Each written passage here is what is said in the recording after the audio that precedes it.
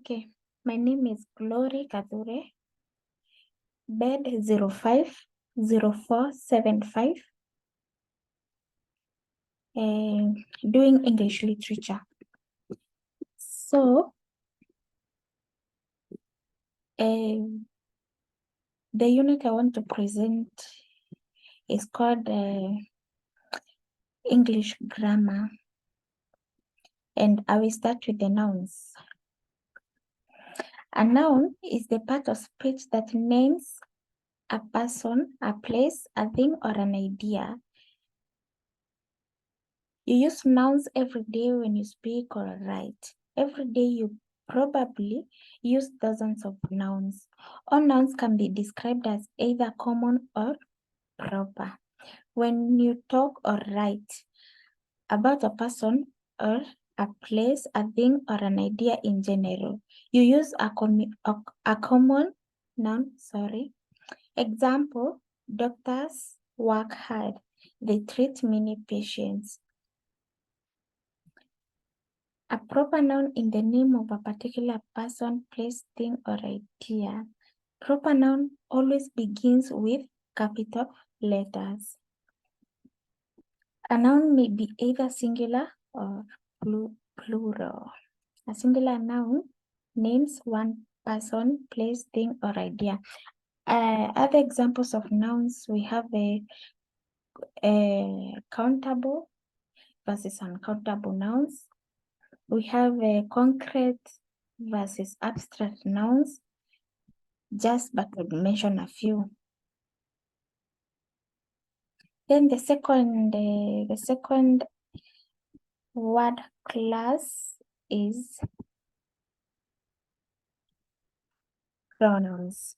A pronoun is a part of speech that takes the place of a noun. They include such words as he, we, she, they, me, and us. Those are examples of pronouns. Pronouns enable you to avoid repeating the same nouns. So pronouns, they just replace nouns when writing or speaking, which would otherwise make you sound very awkward and wordy.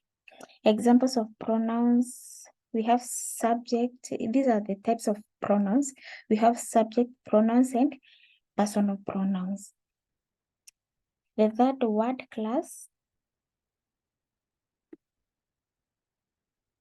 is the verbs. A verb is a word that expresses an action.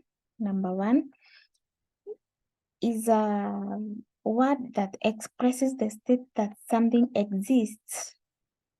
Or the third definition is a verb is a word that links the subject with a word that describes or names it. Okay, we have linking verbs and action verbs. Action verbs expresses an action. Linking verbs links the subject of a sentence with a word. We go to topic 3. Adjectives. This is the third, the fourth word class is the adjectives. Adjectives. An adjective is a word that describes or modifies a noun or a pronoun. To describe or modify means to provide additional information about nouns or pronouns. There are 4 main kinds of adjectives, namely descriptive adjectives, definite and indefinite adjectives, demonstrative adjectives, interrogative adjectives. Then we go to the 5th word class. An adverb is a word that describes a verb, an adjective, or another adverb. Adverb tell how, when, or where, or what extent an action happens. Example, how. How did that action happen? So, an example of a sentence, the man worked quickly. When? When did the action happen? It will rain soon. So these are the questions that an adverb answers. Where? We shall meet here at 2 p.m. To what extent? He is extremely rude. Let's go to the sixth, sorry. The sixth word class, we have a preposition. We have prepositions. A preposition is a word that shows the relationship between other words in a sentence. Example, the cat lay under the table. The preposition under that word under connects the verb lay, that verb with table, and points out the relationship between lay and table. Hence, a preposition is a word that links another word or a word group to the rest of the sentence. Let's go to the seventh.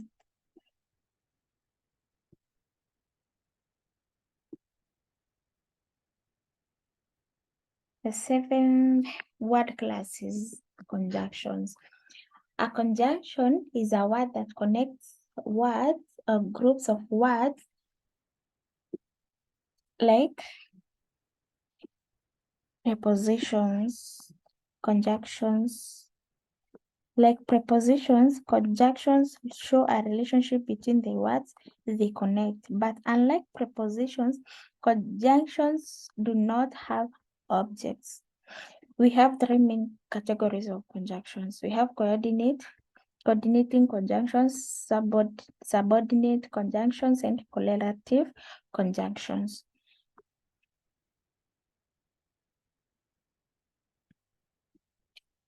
The next word class is the interjections. An interjection is either a single word or short groups of words that is used to express a feeling or emotion. A single word or short groups of words. Interjections can express such feelings as urgency, surprise, relief, joy, or pain.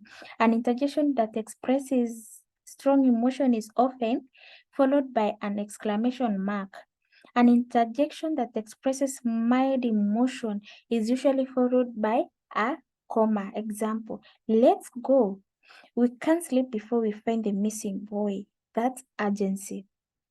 Phew, I was afraid we would never find him. Relief. That's a relief. Oh, you have grown so big. That's a surprise. The next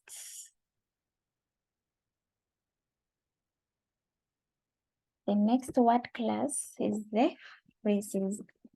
So, a phrase is a group words without a subject or a predicate or both and does not express a complete thought. So, a phrase is a group of words without a subject. It doesn't have any meaning like a clause. You know, a clause has a subject and a finite verb. But in phrases, a phrase are just words that contain no meaning. It just contains words. Therefore, a phrase can never stand on its own as a complete sentence. Using different kinds of phrases enables a writer or a speaker to create informative and descriptive sentences that vary in structure. Phrases combine words into a larger unit that can function as a sentence element. We have verb phrases, noun phrases, prepositional phrases, and adjectival phrases, just to mention a few. Types of sentences. Sentences can be categorized in terms of structure or in terms of purpose. In terms of structure, Sentences can be categorized into three main types. We have simple sentences, we have compound sentences, and complex sentences. There is another